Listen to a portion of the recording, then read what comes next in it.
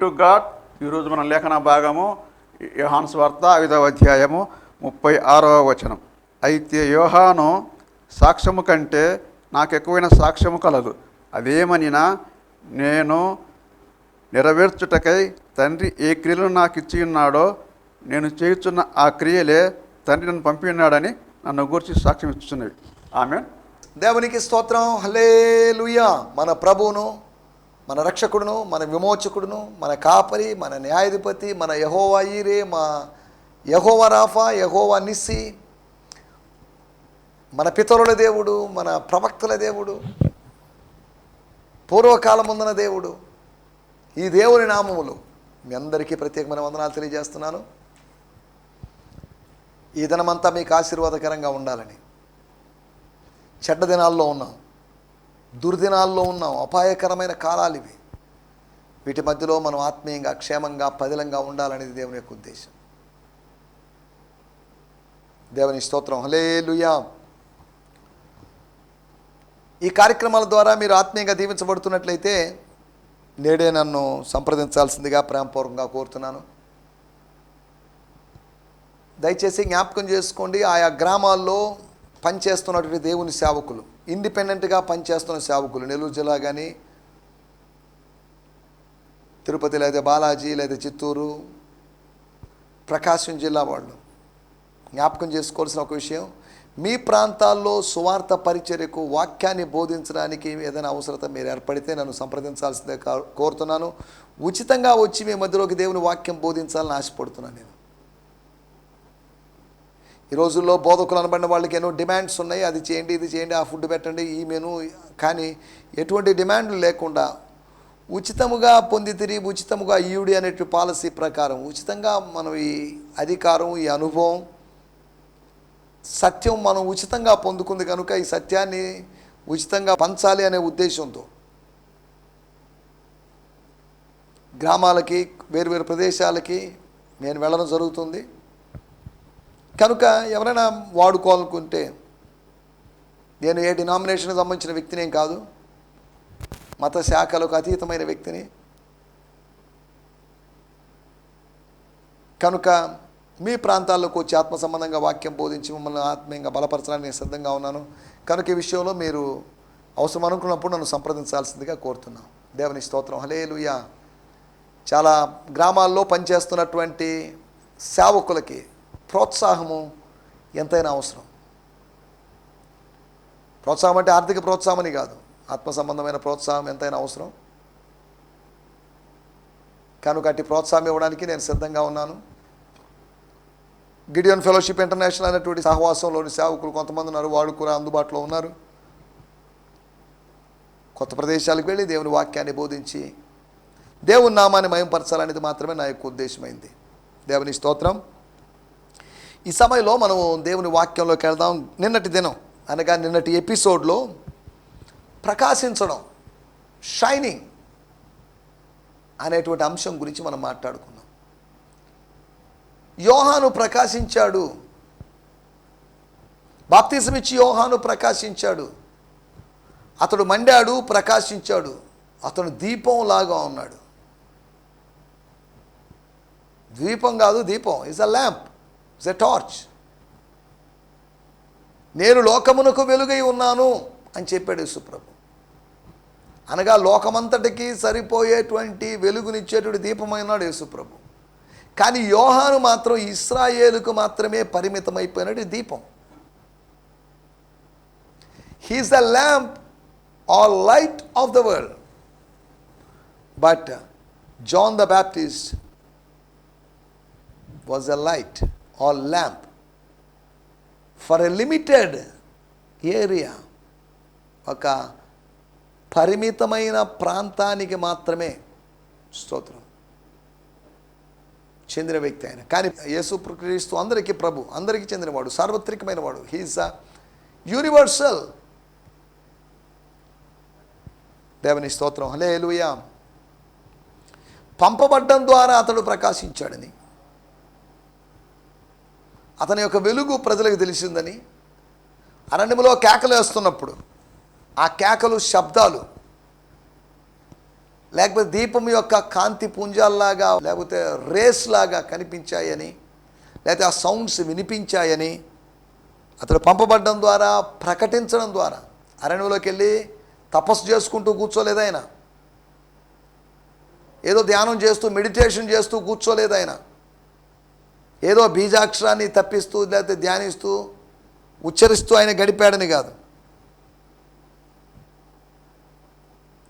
తర్వాత ఆయన ప్రత్యక్షత కలిగి ఉండడం ద్వారా, యేసు ఏమై ఉన్నాడు, యేసు ఎవరు, జీసస్ ఎవరు, తన వెనుకాల వచ్చింది ఎవరు, జనులతో పాటు గుంపులు గుంపులుగా వచ్చిన వారిలో ఒక్కడిగా వచ్చి తన అస్తిత్వాన్ని బయట పెట్టకుండా వచ్చి అందరిలో సామాన్యమైన వ్యక్తులు, అందరిలో అందరిలాగా కలిసిపోయి సామాన్యమైన వ్యక్తిగా బాప్తిజం తీసుకోవడానికి వచ్చినటువంటి యేసు మీదకి, అందరి మీదకి దేవుని ఆత్మ రాలేదు, యేసు మీదకి మాత్రమే ఆత్మ వచ్చింది. స్తోత్రం, హల్లెలూయా. అందరి మీదకి దేవుని ఆత్మ వచ్చే పని అయితేనా యోర్దాన్ నది దగ్గర యేసును గుర్తించడం కష్టమైండేది. కానీ ఆ యేసును ఉద్దేశించి బాప్తిజం ఇచ్చి యోహాను చెప్పినటువంటి డిక్లరేషన్, ఇదిగో ఈయన లోక పాపములు మోసుకొని పోవు దేవుని గొర్రెపిల్ల.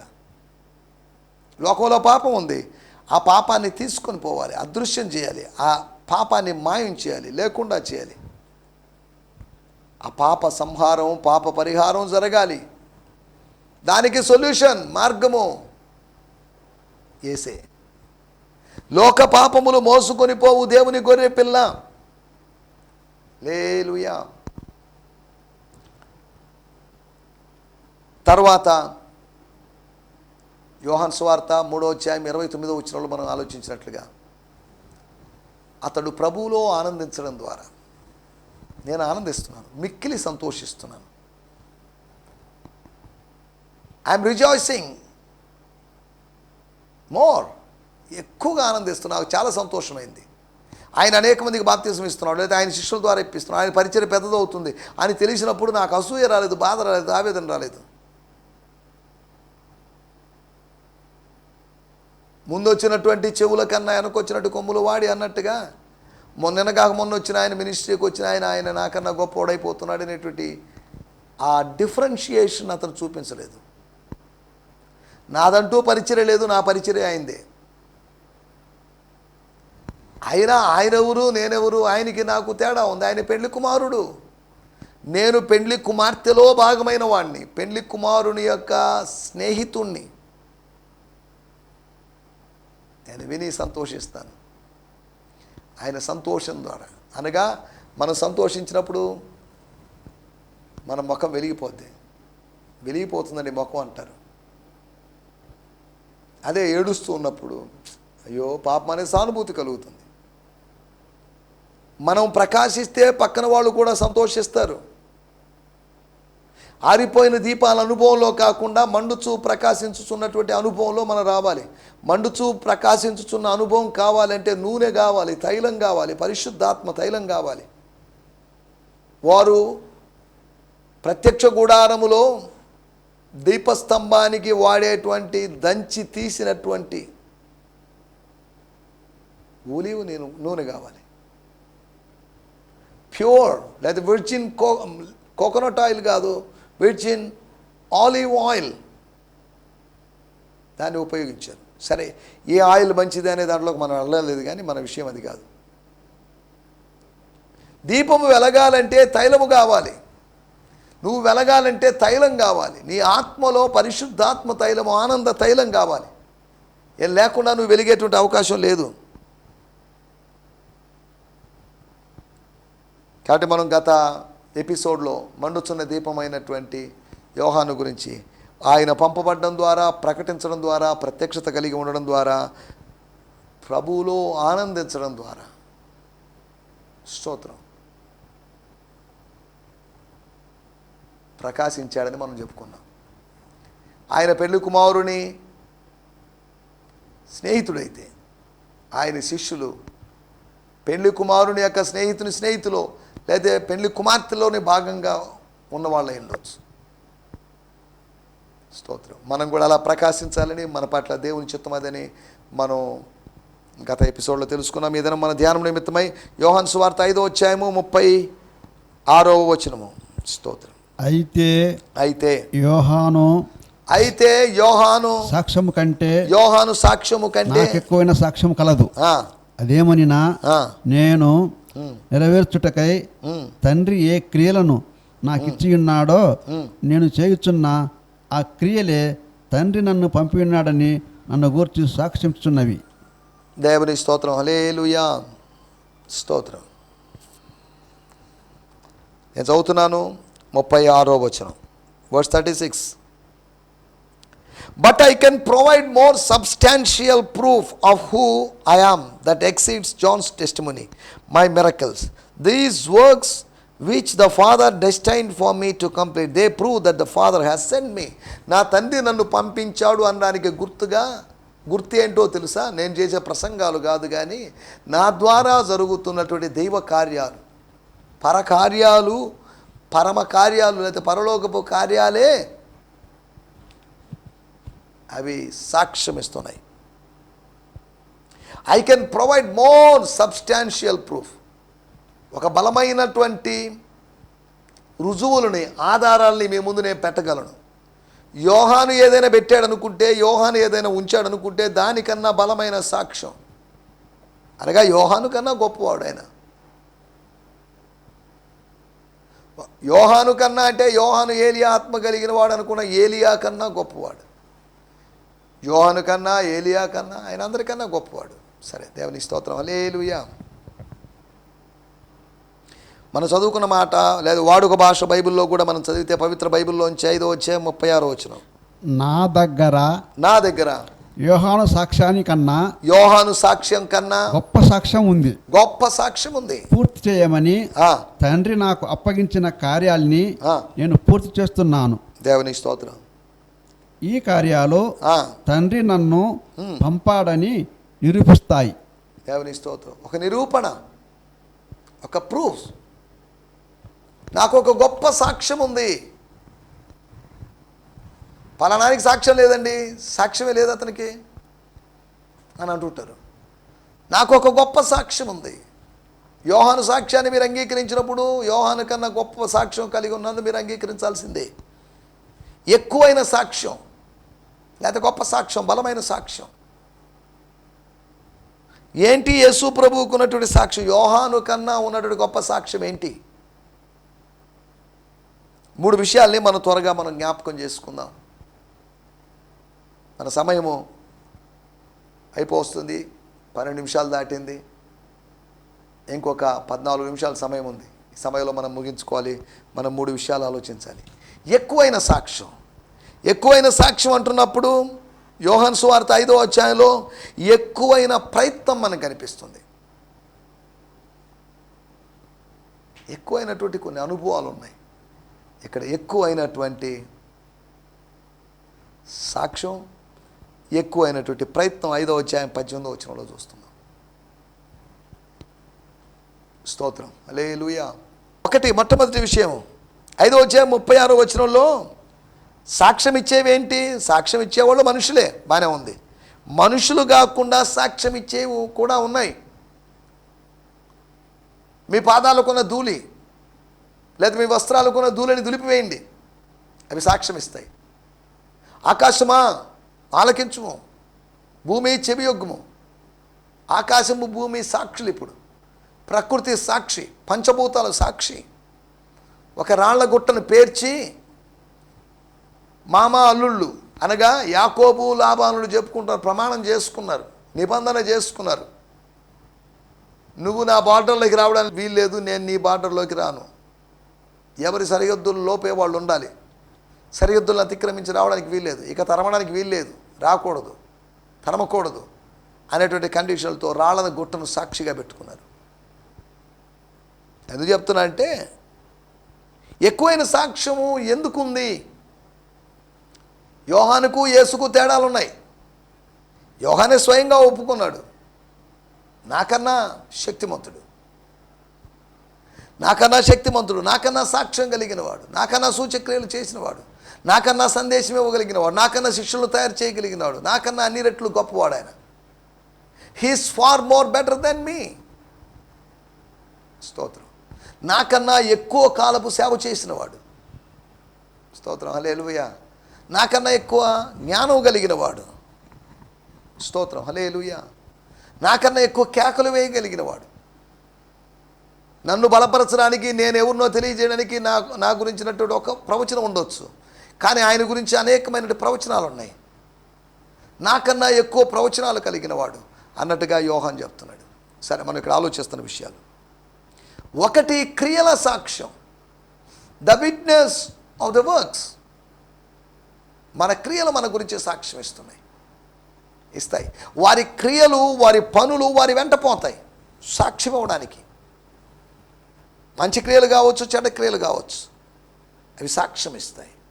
అవును, ఇది పలాని వ్యక్తి చేసిందే, ఇది పలాని సిస్టర్, పలాని బ్రదర్ చేసిందే, ఇది వాస్తవమే. దేవుని స్తోత్రం. హల్లెలూయా. నా క్రియలు, పరిచర్యలో నేను చేస్తున్న క్రియలు, మినిస్ట్రీలో నేను చేస్తున్న కార్యాలు, ఈ అద్భుతాలు కావచ్చు, ఈ బెతస్తా కోనేటి దగ్గర ఉన్న రోగిని బాగు చేయడం కావచ్చు, ప్రధాని కుమార్తెను బాగు చేయడం కావచ్చు, నేలను ద్రాక్షారసంగా మార్చడం కావచ్చు, ఇంకేదైనా కావచ్చు, ఈ క్రియలన్నీ సాక్ష్యం ఇస్తున్నాయి. స్తోత్రం. హల్లెలూయా. యేసు ప్రభు చేసినటువంటి సూచక్రియలను బట్టి ఆశ్చర్యపోయినటువంటి, అభినందించడానికి వచ్చిన నికోదేము చెప్పిన మాట, ఏ సూచక్రియలు నువ్వు చేస్తున్నాడు, that's great, it's not by your strength అన్నట్టుగా మాట్లాడాడు. నీ శక్తి వల్ల కాదు, ఇది దేవుడు నీకు తోడుగా ఉన్నాడండి. మేమన్నీ చేస్తున్నాం, దేవుడు మాకు తోడుగా లేడు, కానీ దేవుడు నీకు తోడుగా ఉన్నాడు కనుక ఈ సూచక్రియలు చేస్తున్నాం. వెల్ డన్, వెరీ గుడ్ అని అప్రిషియేట్ చేసి ఆయన వెళ్ళిపోయినట్లుగా అభినందించి ఆయన వెళ్ళాడు. కానీ యేసు ప్రభు చెప్పిన సత్యాల్ని, ఆత్మీయ సత్యాలను అంగీకరించకుండా ఆయన వెళ్ళిపోయాడు. దేవుని స్తోత్రం. హల్లెలూయా. యోహాను సువార్త 10వ అధ్యాయము 41వ వచనంలో మనం గమనించినట్లయితే, యోహాను గురించి ప్రజలు ఏం చెప్పుకున్నారో చూద్దాం. అనేకులు ఆయన యొద్దకు వచ్చి, అనగా యేసు దగ్గరికి వచ్చి అనేది మనం ఎలా చెప్పామంటే, యోర్దాను అద్దరిన యోహాను మొదట బాప్తిసం ఇచ్చున్న స్థలమునకు ఆయన తిరిగి వెళ్ళి, యోహాను కాదు, యేసు తిరిగి వెళ్ళి అక్కడ ఉండెను. తర్వాత అనేకులు యేసు యొద్దకు వచ్చి, యోహాను ఏ సూచక్రియను చేయలేదు, కానీ ఈయన గురించి యోహాను చెప్పిన సంగతులు కొన్ని అని కాదు, అన్నీ ఏం చెప్పాడో అవన్నీ కరెక్టే. స్తోత్రం. హల్లెలూయా. ప్రధాన యాజకుని యొక్క కుమారుడైనటువంటి యోహాను తన గురించి తాను చెప్పుకోలేదు. మెల్కీసెదెకు క్రమం చొప్పున ప్రధాన యాజకుడైనటువంటి యేసును గురించి సాక్ష్యం ఇచ్చాడు. స్తోత్రం. ఒకటి క్రియల సాక్ష్యం. రెండవ సాక్ష్యాన్ని మీకు జ్ఞాపకం చేస్తాను. యోహాను సువార్త 5వ అధ్యాయము 32 మరియు 37. యోహాను సువార్త 5వ అధ్యాయం 32వ వచనం. నన్ను గూర్చి సాక్ష్యమిచ్చు వేరొకడు కలడు, ఆయన నన్ను గూర్చి ఇచ్చు సాక్ష్యము సత్యమని ఎరుగుదును. నన్ను గూర్చి నేను సాక్ష్యము చెప్పుకున్నాడా, నా సాక్ష్యము సత్యము కాదు. నన్ను గురించి సాక్ష్యం చెప్పడానికి ఒక ఆయన ఉన్నాడు, వేరొకడు కలడు. There is another man to give witness about me. 37వ వచనం. మరియు నన్ను పంపిన తండ్రియే నన్ను గూర్చి సాక్ష్యం ఇస్తున్నాడు. చాలు. సాక్ష్యం ఇచ్చేవాడు వేరొకడు కలడు, మరొకడు ఉన్నాడు అని చెప్తున్నాడు. కానీ ఆయన వేరొకడు ఎవరో తెలుసా? వేరొకళ్ళు లేదా వేరే వాళ్ళు అని కాదు, శిష్యులను ఉద్దేశించి కాదు చెప్పింది, తండ్రిని గురించి. నా గురించి నా తండ్రి సాక్ష్యం ఇస్తాడు. ఆయన స్వర్గం నుంచి నన్ను ఇక్కడికి పంపించినప్పుడు నా గురించి ఎందుకు సాక్ష్యం ఇవ్వడు? ఈయన నా ప్రియకుమారుడు, ఈయనందు బహుగా ఆనందిస్తున్నానని సాక్ష్యం ఇచ్చినవాడు. స్తోత్రం. హల్లెలూయా. ఈ మాట యోబు గ్రంథంలో మనం గమనిస్తే, యోబు గ్రంథం 16వ అధ్యాయం 19వ వచనంలో యోబు చెప్పిన మాటలాగే ఉంది ఈ మాట. ఇప్పుడు ఈ దినాల్లో, ఈ రోగం వచ్చిన దినాల్లో, మరణానికి నేను సమీపంగా ఉన్న దినాల్లో, ఇప్పుడు నాకు సాక్షి అయిన వాడు పరలోకంలో ఉన్నాడు. నా పక్షముగా సాక్ష్యం పలుకువాడు పరమందున్నాడు. నా పక్షాన సాక్ష్యం పలికేవాడు పరమందున్నాడు. నా సాక్షి పరలోకంలో ఉన్నాడు. భూమి మీద లేరు నా సాక్షులు. నా స్నేహితులు నా సాక్షులుగా ఉంటారేమో అనుకున్నాను, వాళ్ళు నెగిటివ్గా అర్థం చేసుకున్నారు. నా భార్య నా సాక్షిగా ఉంటుందేమో అనుకున్నాను, నెగిటివ్గా అర్థం చేసుకుంది. స్నేహితులు, సతీమణి నెగిటివ్గా అర్థం చేసుకున్నారు. సొంత వారు నెగిటివ్గా అర్థం చేసుకుంటారు. అర్థం చేసుకోవాలని కాదు, కానీ స్తోత్రం హల్లెలూయా, మన గురించి సరిగా అర్థం చేసుకునేటువంటి వ్యక్తి ఒక ఆయన ఉన్నాడు. హల్లెలూయా. మనం ఆలోచిస్తున్న విషయాలు ఏంటి అంటే, ఎక్కువైన సాక్ష్యం లేదా బలమైన సాక్ష్యం నాకుంది. నా గురించి నేను సెల్ఫ్ డబ్బా కొట్టుకోవడం లేదు, సొంత సాక్ష్యం చెప్పుకోవడం లేదు. నాకు పెద్ద సాక్ష్యం ఉందండి, సాక్ష్యం చెప్పాలంటే 3 గంటలు కావాలి, 4 గంటలు కావాలని చెప్పడం లేదు. ఎక్కువైన సాక్ష్యం ఉంది, ప్రూఫ్ ఉంది, నా అస్తిత్వాన్ని చాటి చెప్పేటువంటి రుజువులు ఉన్నాయి. స్తోత్రం హల్లెలూయా. యోబు చెప్పినట్టుగా నా సాక్షి అయిన వాడు పరమందున్నాడు అని అనలేదు. ఆ సాక్షి అయిన వాడు వేరొకడు ఉన్నాడు. ఆ సాక్షి ఎవరో కాదు, నన్ను పంపారు నా తండ్రి అని చెప్తున్నాడు. ఆయన సాక్ష్యం ఇస్తున్నాడు. 3వ సాక్ష్యమును గురించి మనం చూసుకుందాం. యోహాను సువార్త 5వ అధ్యాయము 39వ వచనం. యోహాను సువార్త 5వ అధ్యాయం 39వ వచనం. లేఖనములయందు మీకు నిత్య జీవం కలదని, మీకు నిత్య జీవం ఉందని తలంచుచు వాటిని పరిశోధిస్తున్నారు, అవే నన్ను గూర్చి సాక్ష్యం ఇస్తున్నవి. దేవుని స్తోత్రం హల్లెలూయా. నేను చదువుతున్నాను. You are busy analysing the scriptures, poring over them, hoping to gain eternal life. Everything you read points to me. స్తోత్రం హల్లెలూయా. యు ఆర్ బిజీ, ఓ ప్రజలారా, ఓ యూదులారా, యూదా సోదరులారా, you are busy in analysing the scriptures. లేఖనాల్ని, లిఖించబడిన వాటిని, చుట్టల్లో ఉన్నట్టు వాటిని, ఈ గ్రంథపు చుట్టల్ని మీరు విశ్లేషిస్తున్నారు, వ్యాఖ్యానిస్తున్నారు. ఆ విశ్లేషణలో భాగంగా ఇలా విశ్లేషిస్తూ ఉంటే, ఇలా పరిశోధిస్తూ ఉంటే, స్తోత్రం హల్లెలూయా, నిత్య జీవాన్ని సంపాదించుకోవచ్చు అని అనుకుంటున్నారు మీరు. ఎల్లప్పుడూ సదాకాలము జీవించవచ్చు అని మీరు అనుకుంటున్నారు. లేఖనములు అనబడిన వాటిని మీరు పరిశోధిస్తున్నారు. And you are busy analysing. బెరయ వాళ్ళలాగా పరిశోధన చేస్తున్నారు, బాగానే ఉంది.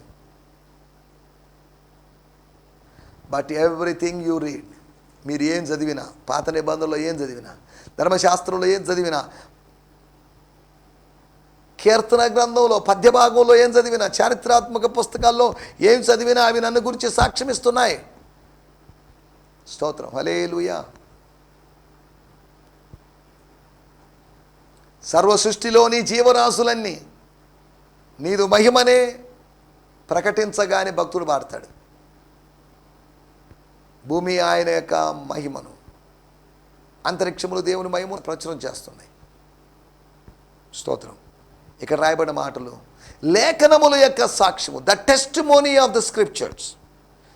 Number 1, the testimony of his deeds, of his works. రెండోది the testimony of the father. స్తోత్రం. మూడవది లేఖనముల యొక్క సాక్ష్యం, అనగా ఓల్డ్ టెస్టిమెంట్ స్క్రిప్చర్స్ యొక్క, అనగా లోగోస్ యొక్క సాక్ష్యము, the testimony of the logos. స్తోత్రం హల్లెలూయా. ఈ 3 సాక్ష్యాల గురించి మనం ఆలోచించాం. సాధారణంగా 2-3 సాక్షులు ఉంటే చాలు, ఒక సంగతిని స్థిరపరచుకోవచ్చు. ఇక్కడ 3 సాక్ష్యాలు ఉన్నాయి. అందుకని దేవుడు త్రిత్వమై ఉన్నాడు. 3 వేరు దేవుళ్ళు కాదు. దాని అర్థం వాళ్ళ అవగాహన కోసం, ఈ 3 సత్యమని తెలియజేయడం కోసం, దేవత్వంలోని త్రిత్వం సత్యం అని తెలియజేయడం కోసం. స్తోత్రం హల్లెలూయా. మనం ఇక్కడ ఆలోచిస్తున్న విషయాలు, నాకు ఎక్కువైన సాక్ష్యం ఉంది. యోహానుకు క్రియలు లేవు. యోహాను గురించి తండ్రి సాక్ష్యం చెప్పడం లేదు. సాక్ష్యం చెప్పాడు, అరణ్యములో కేకలు వేయ ఒకరి శబ్దం అని. లేఖనములు ఆ లేఖనం మాత్రమే, లేఖనము యొక్క సాక్ష్యం యోహానుకు ఉందేమో, కానీ లేఖనముల యొక్క అనేక లేఖనముల యొక్క, అనగా లేఖనములు అనగా పాత నిబంధనలోని 39 పుస్తకాలు, ప్రతి పుస్తకము నన్ను గురించి సాక్ష్యం ఇస్తున్నాయి, యేసుని గురించి సాక్ష్యం ఇస్తాయి. దేవుని స్తోత్రం. హల్లెలూయా. మనం ఆలోచిస్తున్న విషయాలు 3 సాక్ష్యాలు ఆలోచించాం. యోహాను సాక్ష్యం అబద్ధ సాక్ష్యం అని కాదు, యోహాను సాక్ష్యం మీరు వినొద్దని కాదు.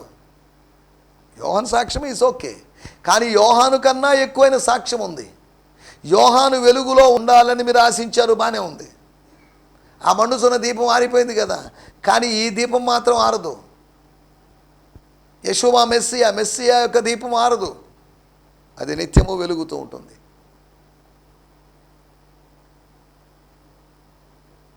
స్తోత్రం. హల్లెలూయా. ఎక్కువైన సాక్ష్యం యేసు కలిగినట్టు ఎక్కువైన సాక్ష్యం, క్రియల సాక్ష్యం, తండ్రి సాక్ష్యం, లేఖనాల సాక్ష్యం. నీకెవరు సాక్షి? యోబులాగా యేసులాగా నాకు సాక్షి అయిన వాడు ఒకడు ఉన్నాడని, నా గురించి సాక్ష్యం చెప్పేవాడు మరొకడు ఉన్నాడని మనం చెప్పగలమా? మన పక్షాన సాక్ష్యం చెప్పడానికి తండ్రి అని దేవుడు పరమందు ఉన్నాడు. స్తోత్రం. అబద్ధ సాక్షులను కూడగట్టుకోవాల్సిన అవసరం లేదు, మన పక్షాన ఆయన సాక్ష్యం ఇస్తున్నాడు. దయచేసి తలలోంచండి, కళ్ళు మూసుకోండి, ప్రార్థనలో ఏకీభవించండి. ప్రార్థన తర్వాత ఆమేనని పలకండి. దయచేసి అందరం ప్రార్థనలో ఉందాం. ఒక నిమిషం లోపే మనం ప్రార్థన చేసుకుందాం. పరిశుద్ధుడైన మా దేవా, మీకు వందనాలు. మీరు మాకు వినిపించిన మాటల కొరకై మీకు వందనాలు ప్రభువా. ఎక్కువైన సాక్ష్యం, బలమైన సాక్ష్యం అనేటువంటి అంశాన్ని గురించి మేము ఆలోచించాం ప్రభువా. క్రియల సాక్ష్యం, తండ్రి సాక్ష్యం, లేఖనాల సాక్ష్యం కలిగినటువంటి ఈ 3 విధాలైన సాక్ష్యాలు కలిగినటువంటి నీకు సాగిలపడుతున్నాం. నీ సాక్ష్యము సత్యమని విశ్వసించి మీ నామాన్ని స్తుతిస్తున్నాం. సమయంలో మమ్మల్ని అందరూ మీ చేతిలో సమర్పిస్తూ కేవలం వినువారు మాత్రమే ఉండకుండా వినని దాని ప్రకారం ప్రవర్తించువారై ఉండాలని, అలా ఉండగలుగుటకు మా అందరికీ సహాయం అనుగ్రహించమని యేసుక్రీస్తు నామములోనే ప్రార్థించగలుగుతున్నాం పరమ తండ్రి. ఆమేన్, ఆమేన్. దేవునికి స్తోత్రం. మీ అందరికీ వందనాలు. ప్రభు మిమ్మల్ని దీవించును గాక. హల్లెలూయా. స్తోత్రం. ఈ సందేశము మీకు ఆశీర్వాదకరంగా ఉందని నమ్ముచున్నాము. ప్రార్థన అవసరతల కొరకు మమ్మల్ని సంప్రదించవలసిన మా చిరునామా గిద్యోన్ మిషన్ చర్చ్, 6వ వీధి, శాంతినగర్, నెల్లూరు 4, ఆంధ్రప్రదేశ్. పిన్ 524004. మా ఫోన్ నంబర్లు 7036443613 మరి ఒక నంబర్ 9392293010. మా ఈమెయిల్ ఐడి gfihmi2015@gmail.com. దేవుడు మిమ్మును ఆశీర్వదించునుగాక. ఆమేన్.